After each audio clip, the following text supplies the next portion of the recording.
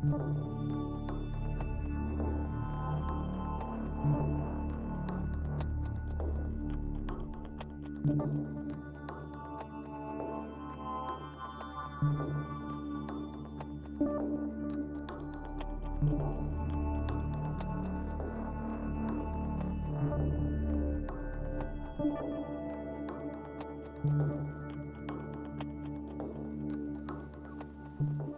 guys, welcome back to the Ghost and Friends YouTube channel here with two people who need no introduction, but they're special. They're getting it anyways. Amanda Atwell, welcome back. Billy Liucci, welcome back.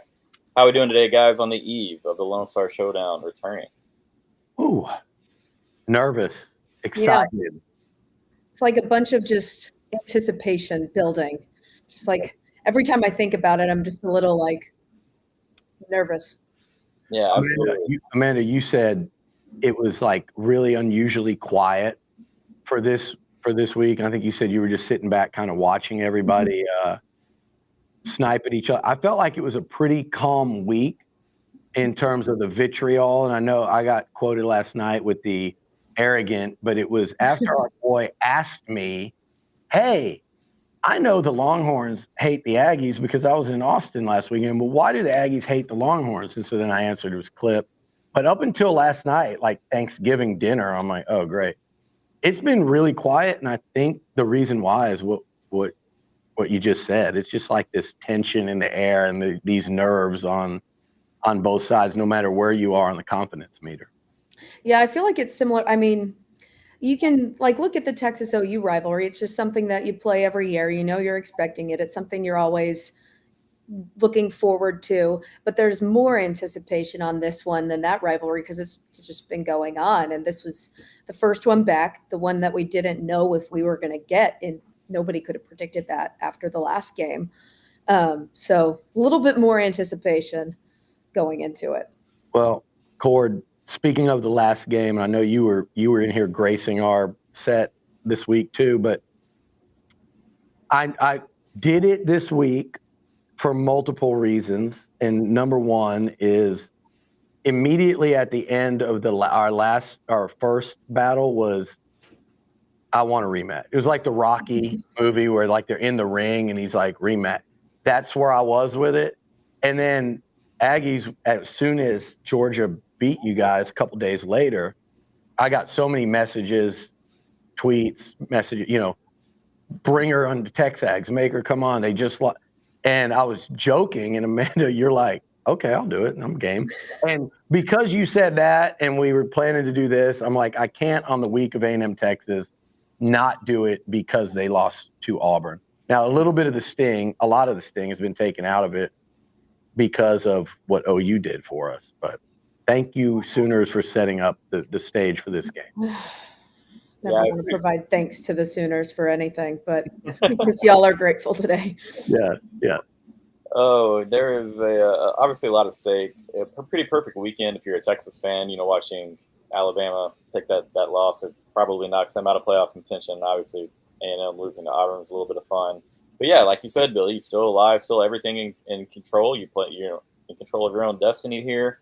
What do you think the vibes are around College Station right now as far as this game? What do you expect the atmosphere to be like? You were at the 2011 game, obviously. We've seen a few gifts from that one. But, just one. Just one. It's a 13-year one, but it's just one. It's a pretty good one, though. Whoever made it is funny. Like, that's the thing. Y'all know me, so you know I've got sense of humor, but that's funny. Like, whoever made that had no idea that was going to be as funny as it was all these years later. So I need to either flip the script or avoid the cameras, whichever one. Either one works for me on that one. But I was here at 2011. I was at that game. Billy's all about giving credit where credit's due. And so I like that. Leading up into that week, Billy, I feel like there was a lot of just vitriol, hate in the air. Everybody just – and now Twitter was very new, but back then it was a lot of Facebook. And I just remember it being a very wild week. I agree with you, though. It's been pretty quiet. I for one, am a complete ball of nerves here. I expect an absolute war. I think nothing will come easy for either team on Saturday. But again, what do you expect that crowd to be like Saturday? Do you have a rough estimate on how many horns you're expecting to make the trip to College Station?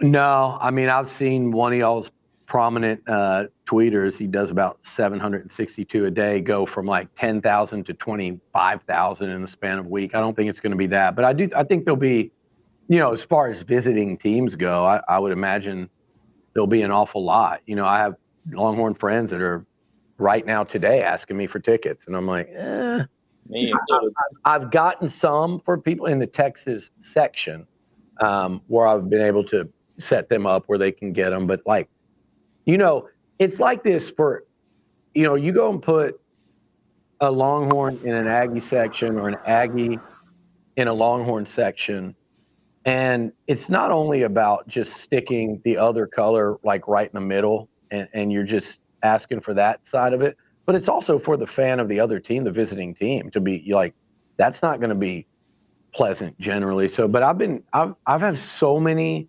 Longhorn friends that even today are checking with me, seeing if there are tickets available.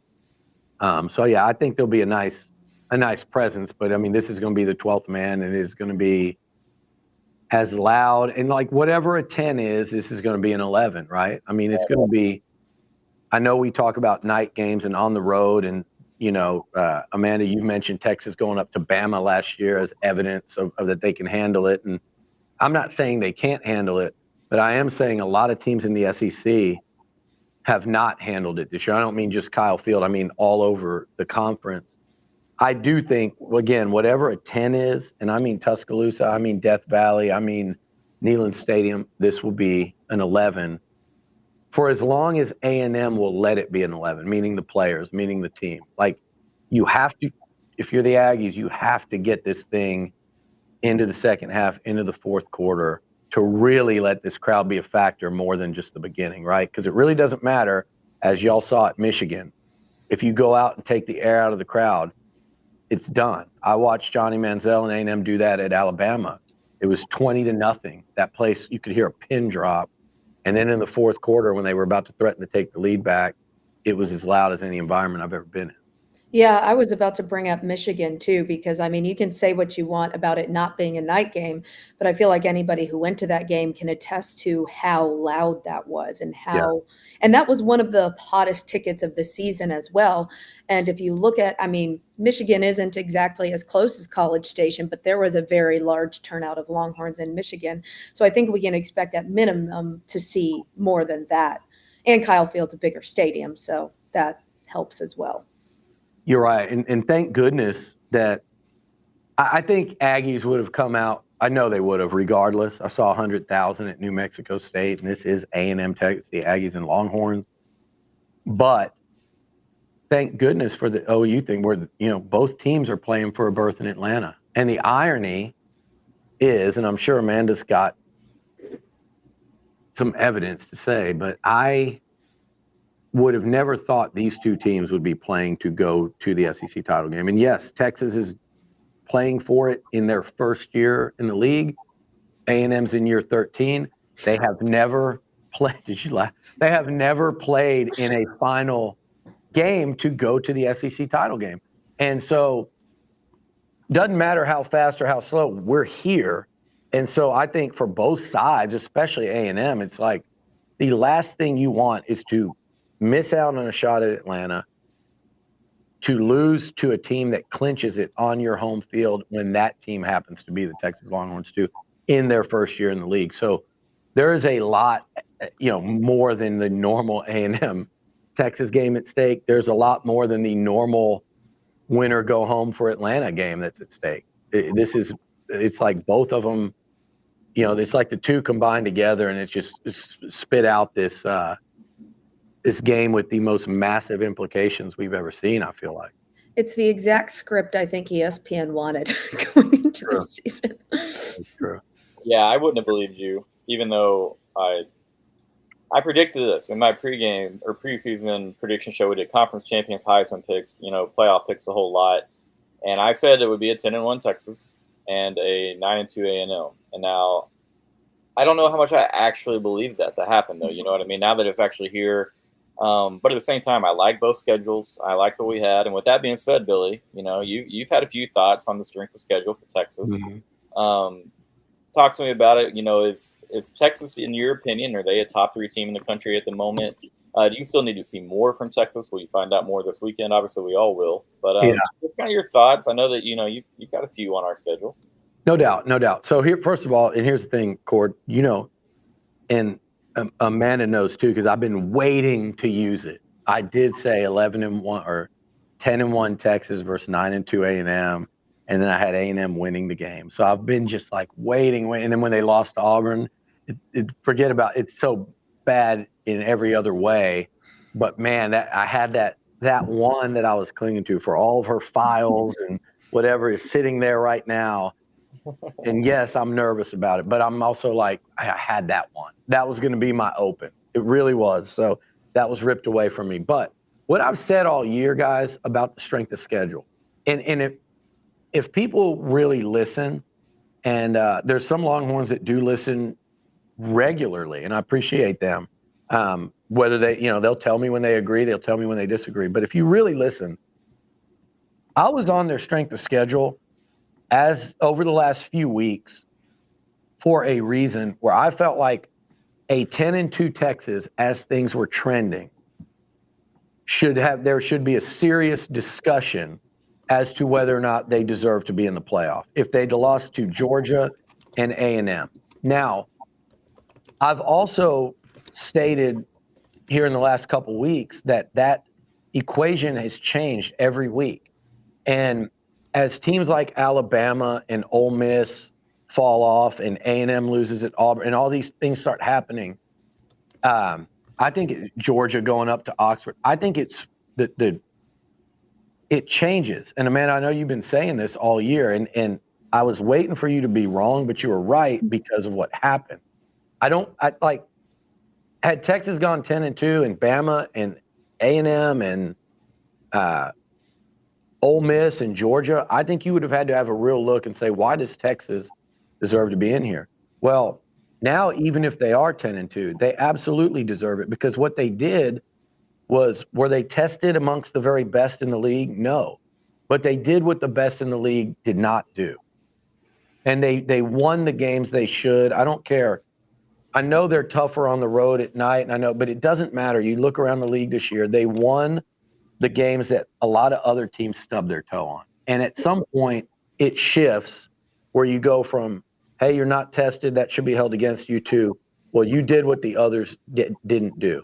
And the other thing I've always said is, like, it really doesn't matter now, because if Texas is a true title contender, they're going to have to play A&M on the road at Kyle Field, and they're going to have to play Georgia in Atlanta.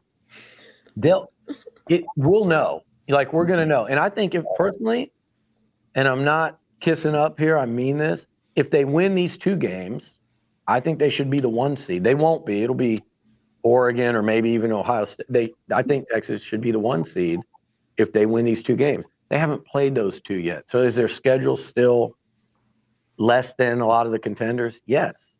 So is A&M's. I've always said that too. But they did what the other teams didn't do. I think that's funny, the tone shift from the beginning of the season on that. Because, I mean, mid-season, I had somebody saying, like, I literally had somebody in my DMs last week who also knows nothing about SEC football because he's from a northern state, and did not go. I think he went to Minnesota. But he said, Texas hasn't played anybody. But when you look at, they've played an SEC schedule, and you look at the other teams that should be in contention in the SEC who have lost to teams that they should have not lost to. Like the Alabama losing to the OU, you can't tell me Alabama deserves a playoff spot if they're going to lose to a team like OU. And you can't tell me, Georgia could obviously still play, but Georgia obviously is vulnerable if they're losing to an Ole Miss that also had a very bad loss. So all of these games are winnable, I think. And if you look at the Texas-Georgia game, that was by far the worst we have seen this Texas team play.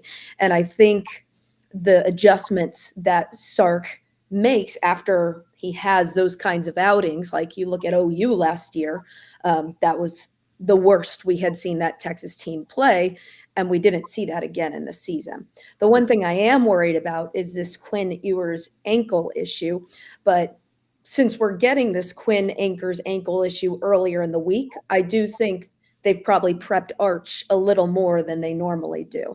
So, I mean, you do have a quarterback like Arch Manning waiting in the wings, so that helps. His youth does not help because, I mean, when he has played, you've seen some of those young mistakes that you see in younger quarterbacks that have not seen as much playing time.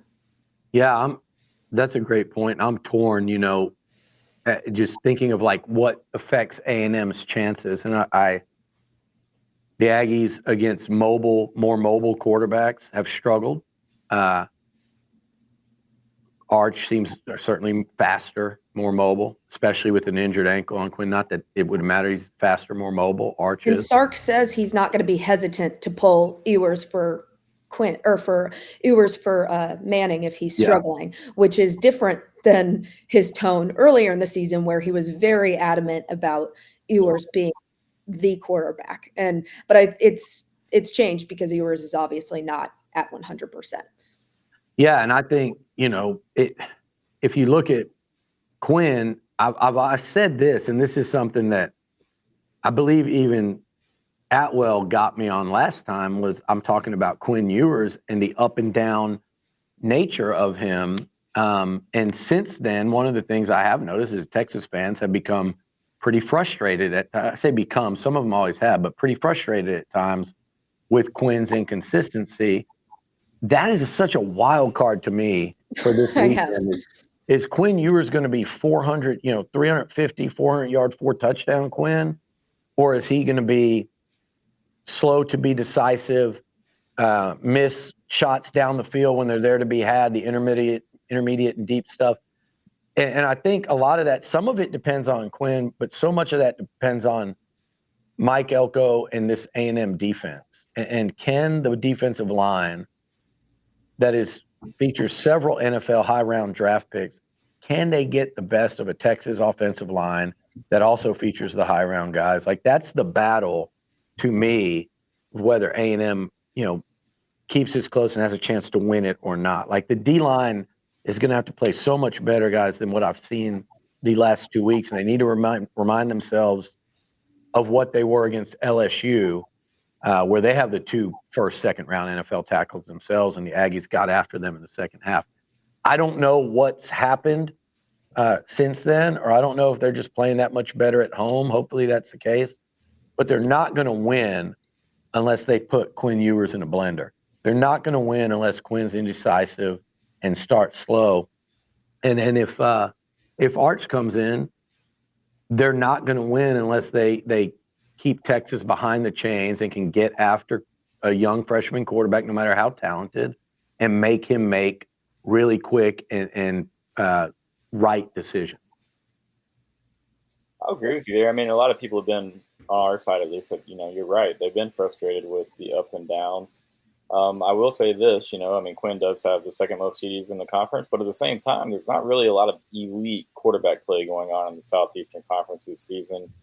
But at the same time, I think Quinn's done a better job lately of protecting the football, giving a really good defense a chance to kind of take over games, win games. But yeah, he's going to have to be a big part, assuming he plays. If A&M can get pressure with 4 guys, it could get really, really hard for the Texas offense. If we can force Elko to do what he does often, bring some extra pressure, 5, 6 guys at times. But Quinn is going to have to be. Quinn's gonna have to be healthy. I need Quinn to be healthy, or otherwise, I think A&M can make it really, really tough on Quinn. He's not. We talked about Billy a little bit about what Lenore Sellers did to you guys as far as just breaking tackle after tackle after tackle. I don't think this game will look like that. No, it's a different one, but I mean, look, Texas, that'll be the best defense A&M sees this year. It'll be the best defense Marcel Reed's seen. They're without their bell cow running back in Le'Veon Moss. I know Texas has had massive injuries and attrition at running back too, so the Aggies lost their 2 best, but they had Le'Veon until like game 9. So they saw what this offense looks like with Moss, and without him, man, it gets a lot tougher, even though Amari Daniels has done a hell of a job. Moss, to me, was one of the 2-3 best backs in the conference and was a guy that was a tone setter, and he was also a closer for the Aggies. And so that's something when you're going against this defense I think Colin Klein's going to have to call a terrific game. And I think Marcel Reed's going to have to kind of give you a preview of like, okay, you've watched me progress so far this year. Now let me give you a sneak peek of what I can look like in 2025. I do have a comment from you about the Texas defense in the preseason. Let's hear it. I mean, go ahead. Things change. Actually, Before there's two here, actually. Give me a healthy Wegman with an Elko defense in front of the 12th man versus a Texas team that seems to need to roll on the offense to win, and I'll take my chances. It's funny because it's been the opposite this year because Texas has really relied on the defense to win games. Lost a lot of the guys who won them a lot of games, particularly at wide receiver and defense. When we replaced the wide receiver room with one of the top wide receiver rooms in the country, and our defense has held to be one of the top defenses in the country. So, is that a question? Is that like a now I'm going to hear your response on that? Or oh no, I was just pointing it out how your prediction of the Texas defense in the preseason has not come to fruition. Well, that is I don't know. I can't say anything differently, but when they lost Sweat and Murphy, I really thought that was going to be a pretty big game changer because I thought you guys won so many games, close ones last year, because it was just impossible to run on the inside. It was impossible to run between the tackles. And those guys I thought were just absolute game changers. And those were the main two I was talking about in terms of missing. And then the receiver thing, I don't know what to say. I'm just I mean, I warned you about the receiver thing that you commented on in the preseason. And you said, well, we don't know what Golden's going to do. Well, Golden's been really good. I had watched a bit of Golden last year, and I figured, and Isaiah Bond, I think we could have predicted that he was going to do pretty well. And Gunnar Helm, one of the best tight ends we've seen. Yeah, I thought they'd miss Sanders a lot more. Helm's been probably, I think, better. I shouldn't have said that. It was wrong. It was wrong. But I mean, and I told you what you were spouting off, some of the things you were spouting off in the preseason. I was just really wondering if you had watched any Texas football or looked at any of the recruiting or the reload of the different positions.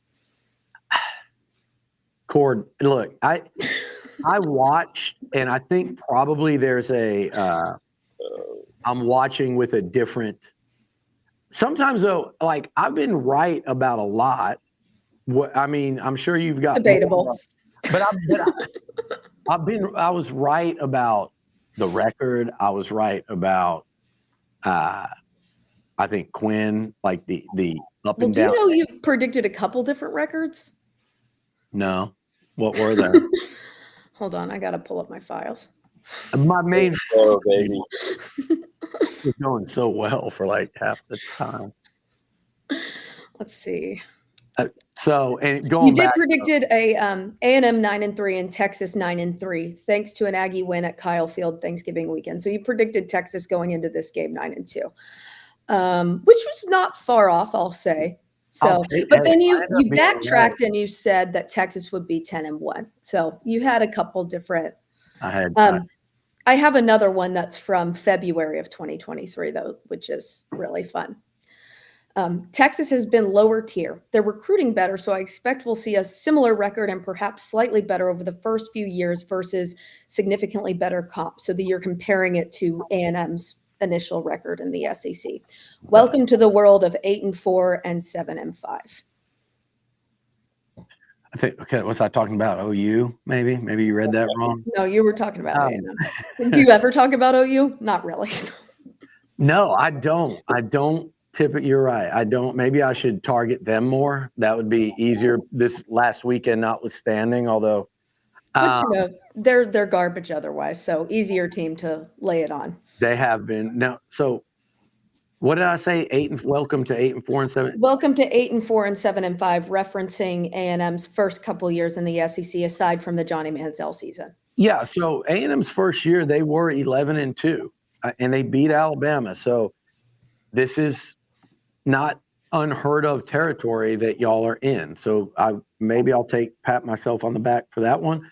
But yeah, then there you saw a lot of 8-4, 7-5 type seasons. Okay, no so it was 11-2, then 9-4, then 8-5, 3 years in a row, then a 7-6. So it took a while to get back up to a 9-win season, and you have not had a 10-win season since. I'm not even going to go into the 2020 9-1 season because at that stupid cancellation of the Ole Miss game gives Yeah, y'all. I will say we can omit 2020 as. No.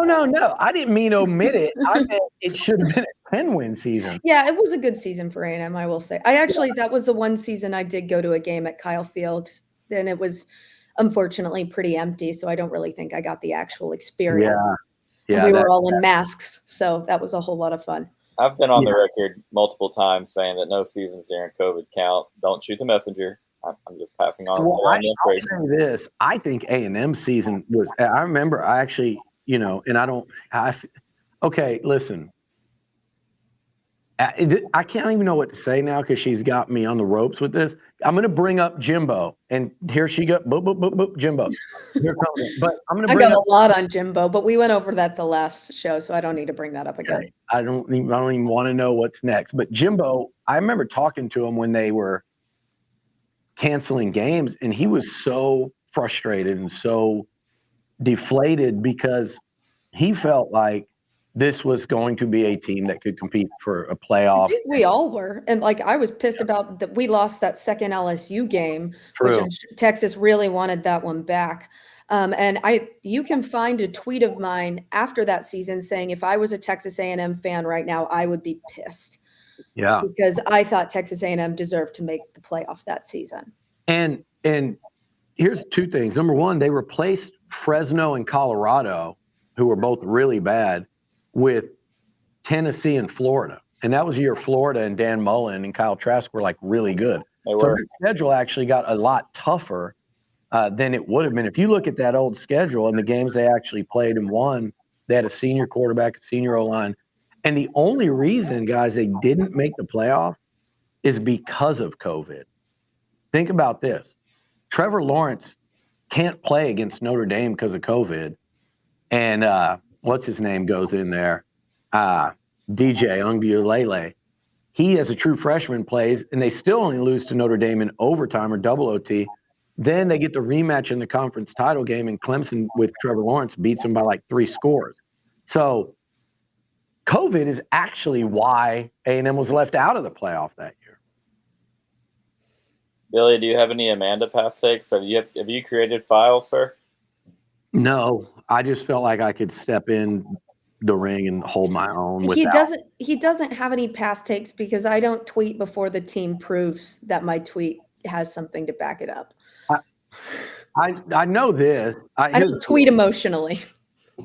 I do, as we know. I do. And look, she doesn't have that many. I'm sure we could find some, but the one I was joking about. I'm begging you to try, though. I've been begging you to try this whole time. But here's the deal. Here's the problem, guys, and everyone knows this. If I do that, and if I find a couple, how many are you going to respond with of mine? So it's like better than to go down that road. I mean, when I was at the game last weekend, you said, stop talking about Mike Elko. That was the first time I've ever mentioned Mike Elko on Twitter. And it was simply because every time I type his name, it corrects to Elmo. Same. And so I was like, do you want me to bring up how many times you talk about Sark? Because I will. All it takes is searching Billy Liucci Sark in the search bar on X, and I think you'll find about 100 tweets. Well, you did 10 of them in about 30 seconds. So yeah, at the Kentucky game. I think we were in a timeout, and I just hammered him out. Yeah, 10 during a timeout. So yeah, so what's the benefit of me finding a couple of times where you – now, I was going to do that the other day, and I legitimately – I think I told you, Cord, I'm like, man, There's some real Atwell, Tom Herman love to be found, but like, how does that end for me? It's not a fair fight. So the bookmarking, you know. I mean, I believed in Tom Herman at first, and then I was a little concerned about when we let him go because I wanted to make sure we had the guy when we let him go because feel like you saw that with Mac Brown. We let him go before we had the guy, and that was not a smart decision because Charlie Strong should have not been the guy. So that was my hesitance based on past trauma. But obviously, once we got Sark, I looked at his record and his play at Alabama and his how he coached there, and I was like, okay, I can be a little bit optimistic about this, hesitantly optimistic. Wasn't quite as mad that we let Tom Herman go, and then we found out a little bit more about what type of person Tom Herman was. So I didn't really regret the letting him go anymore. I definitely wanted CDC to keep Tom Herman. That is all you need to know is when your rival fans want you. Like, oh, Texas fans right now are probably like, good, Brent Venables, massive win, stick around a while. When they're doing that, you have to look at that and ask yourself, let me take off the. I wanted Jimbo to get a new contract. Like, let's extend him another 20. Yeah, well, you got it. You got one. That was enough. So that's how I was with Jimbo. Like I, a lot of what's thrown out there that I've said about Jimbo was during years 1, 2, and 3. And in year 1, they were 8-4. They beat a top 10 LSU team to end the season. They won a bowl game, 9-4. The next year, they played 4 teams ranked number 1, 4 in 1 year, and they finished 8-5. So it was still like, okay, that was a big bite in like compare that to Texas' schedule, right? And I'm not trying to. Okay, fine. You know what? I'm not. You know what? Well, I'm going all in here. Now he's going to talk about the Big 12 and how awful the Big 12 is and compare it to the SEC schedule. I can just predict it. There, I said it for you.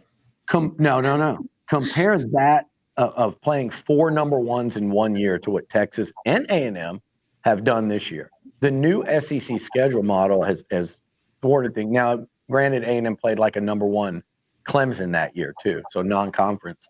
But and then in year 3, Jimbo went 9-1. I'm a little confused here though because why are we referring to 4 different number 1s? So it's 4 teams that were ranked number 1 at different times in the year, but now that the teams that Texas has played that were ranked, their ranking no longer matters because I feel like you can only say you played one number 1 team because all of those teams were not ranked number 1 at the end of the season. So let's be straight on how we look at these rankings and after the play factor. All right. Well, how many? That's fine. That's fine. How many ranked? But when you play Clemson, who won the national? Played for the national. I don't know. Clemson was ranked number 1 when they played them. Georgia, I think, was like 3. Bama was number 1. I think won the national. No, Bama won the national title. That was the year LSU won the national. You played the 2 teams that played for the Natty plus Bama plus Georgia. That's as rough a schedule as I've ever seen, and that was in year 2. So it's like, but who has Texas played this year that was ranked? Because A&M Georgia obviously did not go as we. Michigan was ranked when we played them. Vanderbilt was ranked when we played them. Vanderbilt disappointed me a little bit. I wanted them to continue on an upward trajectory just for their own sake.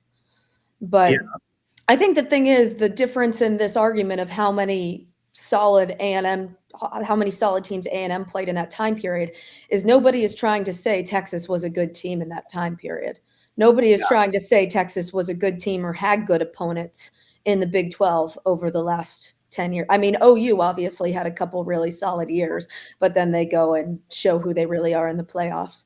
But nobody's trying to say Texas had good opponents or Texas had, like, when you're doing the direct comparison. And yeah, A&M was put in a situation where they had a much harder schedule. But why are we propping ourselves up on good losses? No, I think what I was saying is that year, it wasn't like you'd call them good losses, but it was like when you were trying to gauge the progress of the program, you understood that in year 2, when you play that many teams, like 4 teams that were ranked number 1, you're kind of fighting against it. So what I'm trying to say is by year 3, when Jimbo goes 9-1 and wins the Orange Bowl and finishes top 5, you go, okay, man, this thing's really looking in a great direction. So a lot of what I said back then, I think is a lot of what Texas fans were saying heading into this year with Sark. Now, credit where it's due is that you guys in year 4 have done what Jimbo and A&M did not.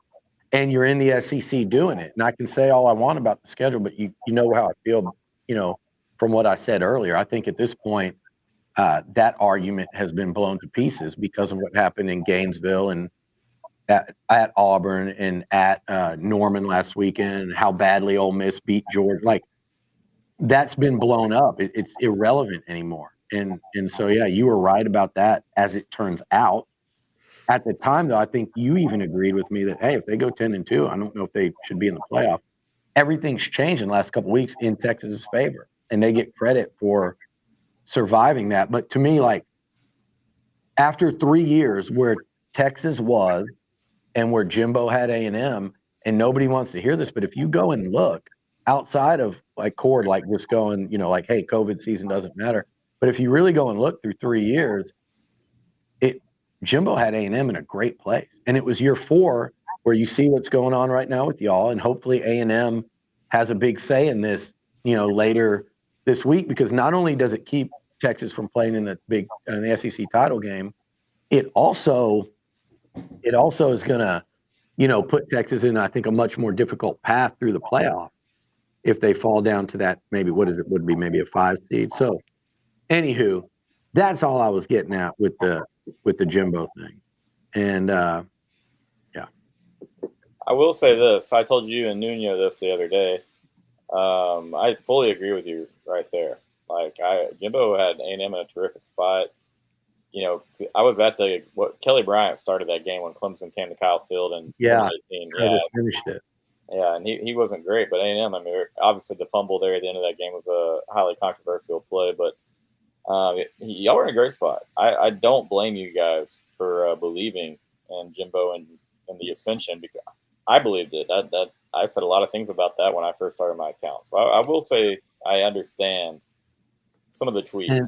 And I gotta say, I believed in the hire at first, but if I were an A&M fan, when we're still not getting back to that 10-win season after year 3 and year 4, because what I liked about Sark is you're seeing that upward trajectory. Yeah, the first couple years were pretty rough, but you can play that off as rebuilding years. But you started seeing stagnancy with Jimbo, and then you started seeing a ride downhill. Yeah. So that's where I would have, if I was an A&M fan, where I would have gotten really frustrated, especially because I don't really think he proved that he deserved the extension he did at the time. I feel like you gotta get to the point where, like, oh yeah, we made it into the college football playoff, or at least we won the SEC, or at least we played for an SEC championship. But that never happened. So why are we giving him this massive monetary extension that just doesn't really make sense? Yeah, and look, I was quoted as saying the extension was great, and I was wrong on that. But my problem with it, though, was the guaranteed year, like the guarantee of it all. The extension, the raise. Look, you're trying to keep a guy from going to LSU. He's coming off a top 5 finish. Recruiting was on an upswing. It's definitely a lesson learned. Do you think LSU is a better job than A&M? No, I think. But you think Jimbo thought LSU was a better job than A&M? No. But you're trying to keep him from going to LSU. Yeah, point taken. I don't think it's a better job than A&M. I think it's easier to recruit to, but I don't think that's the case anymore in the NIL era. I don't think it's easier to recruit to. I just think you have such a hotbed there in Louisiana that you own, But I think now with the NIL era, I think Texas A&M is a top 5 job. I mean, if you just took one coach and said, pick your job, and with that comes compensation, who you can hire, forget history. LSU is a better program. And that's where people get lost in this thing. I fought this battle with the Florida State deal. But I get what you're saying there. And look, I think you're right. What Sark's done, I think you could probably pull up plenty of me saying that what they were building towards the SEC was going to work. I think you can find plenty where I said they were what he was doing there was he was building an SEC program. I can also find where you said it was SS Sark going into an iceberg of the SEC. You already used that one, so you'd have to find something else that had to do with the SEC. You're just like a politician. You flip-flop on issues. Well, on this one, my tune has changed over time. But even then, I was saying, oh God, she's probably looking up. I know, like it's okay. I'm done with the receipts. I've used them, most of them, but okay, we'll save some for after the game. I will say this real quick. I'm getting a lot of Aggie quarters and Aggie comments. I told Billy this the other day. I'm literally driving to Texas to meet with Billy the other evening or afternoon, and I get a comment from somebody saying, "I'm pretty sure like one day you're just going to take off your Longhorn shirt and reveal an Aggie shirt." And then another comment was like, "You're a closet Aggie," and I was like, I'm literally, I can see the Texas studio from right here, and it just it hurt a little bit. Well, you're also married to one, so that true. She watches the show often, so y'all don't forget that, please. Real quick, Nash said it. Please like the video. It's awesome to get these two that they take their time, come on this channel, and like to butt heads a little bit, and it's an honor to be the space that gets to host them. So like this video, share it with a friend, tell a friend. And then tell them to tell a friend too. That's right. Easy and free stuff. So if you have not subscribed to the channel, Aggies, hop in there and do that. We talk Aggies. Billy's been on a couple times. He'll be back. But real quick, guys, we only got 10 more minutes with these lovely people. Put you on the spot here a little bit. We have a game prediction. I made mine. Let me pull it up. Final score, Texas 34, A&M 27. Okay. But the 27 is forgiving because I think Texas's defense is a little better than 27 points. But I don't think it'll be a super high scoring game because, I mean, we've seen a lot of people predicting these super high scores for Texas just based on how they should be winning games with a quarterback that is as talented as Quinn when he's at his peak. But I don't think they're capable of making that high score of a game. So I think it'll be a bit more low scoring. I'm with you on the 27, Amanda, and I'm with you on the lower scoring. 34-27 to me feels like a lot. Texas is such a weird offense to me because I know, contrary to what you pointed, I still don't think they're as good as Worthy, Whittington, and A.D. Mitchell. I do think we're missing our running backs a lot this season. And I think if we didn't have those really detrimental running back losses at the beginning of the season, we would have seen the massive point spreads that you've seen at the beginning of that you see predicted before a lot of games.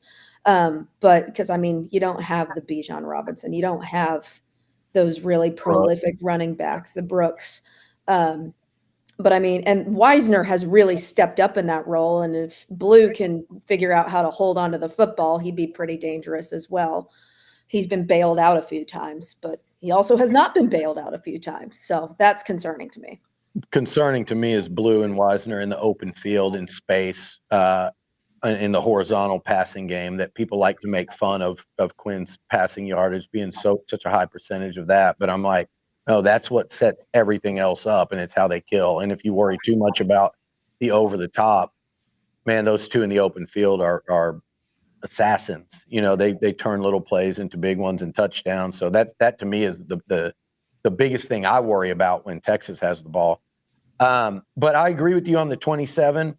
Texas has been the better team for 11 games this year than A&M. A&M's had some real peaks. They've had a couple valleys here lately. There's something about this place and this rivalry that playing here at night in that environment, it's a great equalizer. And I just don't think the gap. I've said this about Texas, and I think, Amanda, you would agree, and I know Cord and I don't think this is like peak Nick Saban, Alabama. It's not 2019 LSU. It's not peak Kirby Smart, Georgia. It's not 05 Texas, but yet they are also capable of winning a national title this year. Both can be true. But because the one is true, I don't think the gap is so wide that I've seen A&M push Colt McCoy and a Texas team that went on to play for it to the wire. I've seen A&M push Vince Young and make life miserable for him here when everyone thought Texas was going to win by 40. Yep. I mean, I've always said you can throw numbers out the window on rivalry games. I mean, you say that every year about Texas OU. A really bad Charlie Strong team beat a really good OU team. Right. So you can kind of, it's just the rivalry aspect is a pretty solid equalizer. So with that said, I like A&M to find a way to 27, and I like them to hold Texas to 24. My fear in that prediction is that Auburn had 3 touchdowns on 3 possessions last week, and they're not a good offense. They have a great talent. Texas would love to have a Cam Coleman. Jarquez Hunter is as good a back as there is in the SEC, but they don't do that to anybody, and they did it to A&M. My fear is the beginning of the game. The first 3 possessions, Sark with the script. The Aggie defense is going to have to hold up strong early. Yep. And if they do, I think we have a 4-quarter game, and that's the game that A&M can win. And I like the Aggies 27-23. So we agree on the A&M 27 part. And Cord, for the Aggies watching, they after last time I had to come back on and do it, and I know we'll do it more, next, off season heading into this year and all that. But I don't think people appreciate that woman's patience and what she's got on that computer, because I just, I say a lot. And I mean, you got to understand, I used to be paid to be impartial when it comes to sports fandom. And I used to cover Texas Tech football. So I had to really tone down the burnt orange aspect of my fandom. So that's where I got my patience from. Here's the problem with all this is rather than search her stuff, Cord, what I should do is go dig up and have but I can't do this unless the Aggies win tomorrow. I need to dig up everything I was right about. Aggies, Longhorns, Sark, Jimbo. I definitely have been right about Elko so far, win or lose Saturday. I think he's had a hell of a first year. I think it's the perfect hire for A&M right now. And I think you'll see in the portal that look like truly it's on the way up. But damn, what a difference a win and a loss would make in terms of that conversation to people on the outside. But when if they win, maybe I'll have a victory lap on Twitter of just, okay, guys, now I've done the research on myself, because like I said, doing it on her is it's a fruitless endeavor. Problem is, if they don't win, y'all may Atwell, you might see me. If they don't win, you just might want to log off for a couple weeks and maybe take a vacation, focus on your mental health, and then return when things have. The internet forgets 2 weeks later. She is going to be everyone's favorite Longhorn. She's already flat out told me. She said it all year. She's been waiting. I don't even want to know what's sitting there. And I may join Blue Sky. I may go over to Blue Sky. Dude, that everybody was doing those farewell announcements. I might have the people over here in the back draft up a farewell announcement. But look, I really think this is a game that could go either way. And yes, if they win, I'm gonna be very chirpy, and everybody knows that. Y'all know it, and I know I'm gonna I think either side's gonna be very chirpy if they win, and I think that's rightfully so. I wouldn't expect anything less, honestly. I've been bookmarking tweets since July of 2021 for this game. And now, Billy, I will say this. I did recently go through those bookmarks. I scrubbed a few of yours. I made sure that, if Texas wins, we're good, Oh, but, you had some of your own that you scrubbed? Well, I went through my own bookmarks, and Oh, I you was screwed just some of mine. looking at who I really wanted to go after, and I was like, wow, I didn't realize I had a couple of Billy bookmarks in the list. Can I I say think we all do. Can I say something for real? Like, everyone that watches this can tell we all like each other, and it's like, but that doesn't change anything with her. I mean, she's, as people know, she's not going to hold back. It doesn't I matter. will say Billy, I don't know if everybody knows this story, but Billy blocked me at one point.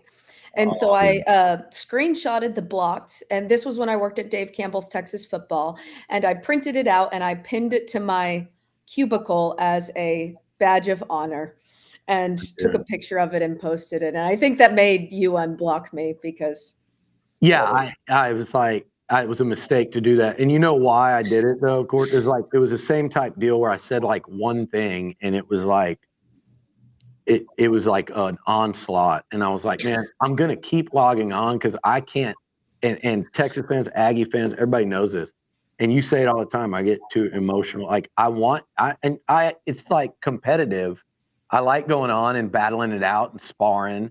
And so I'm reading these replies and I'm like, she's just relentless here. Like, I'm going to well, block I'm not the mean one. It's the trolls that get in the viral posts that Yeah. are the mean ones. Yeah, the trolls. Here's the deal.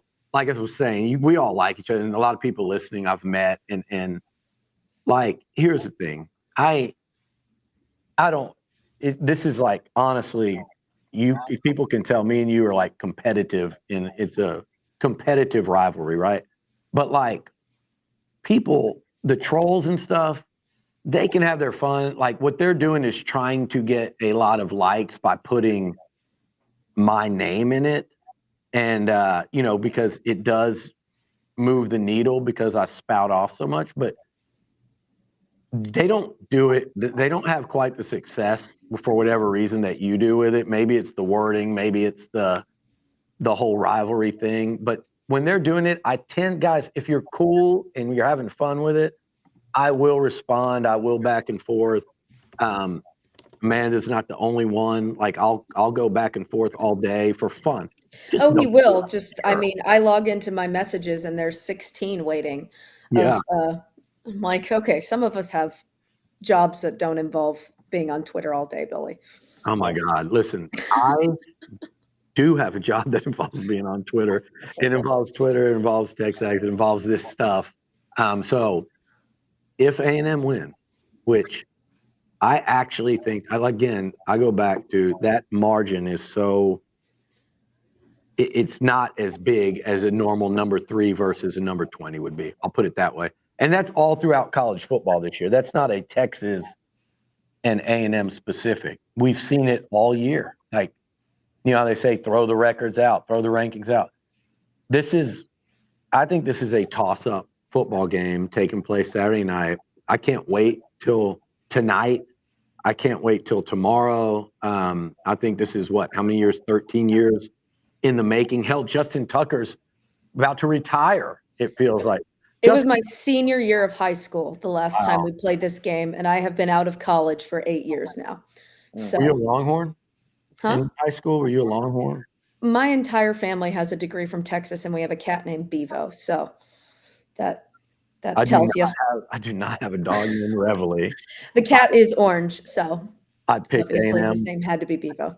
I actually picked A&M over Texas in high school. More of my buddies were coming here. I came to Bonfire, fell in love with the people in the place. I was doing engineering, so both schools were great. Could have done either. My sister went to Texas. But I got accepted into Texas after 2 days of applying. So, yeah. I mean, and I didn't go to Texas first. I will say my first college, the colors were maroon and white. That's right. Some guy in my office the other day, according to the day you were here, I forget, he was here, and I told him he was dressed like the Aggie Pee Wee Herman, and then I realized it wasn't a costume. He had a maroon bow tie and a gray, tight, kind of slim fit suit.